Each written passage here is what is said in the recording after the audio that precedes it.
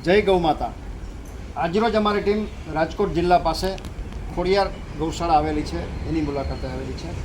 વર્ષોથી મારી બાજુમાં મહારાજ બાપુ ઊભા છે, એ એકલે હાથે આ બધી ગૌ માતાનું સંચાલન કરી રહ્યા છે.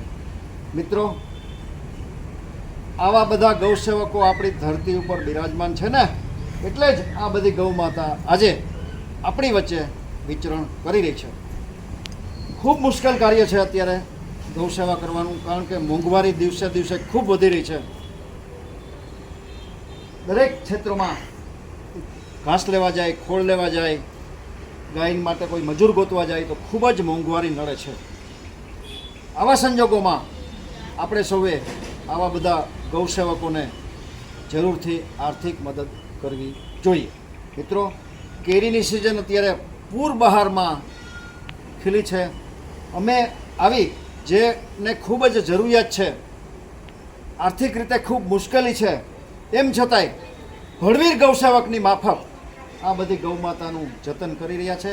આવી 50 જેટલી ગૌશાળા અમે સૌરાષ્ટ્રમાં આઈડેન્ટિફાઈ કરી છે, જેને આ કેરી ખવડાવવાની જરૂરિયાત છે.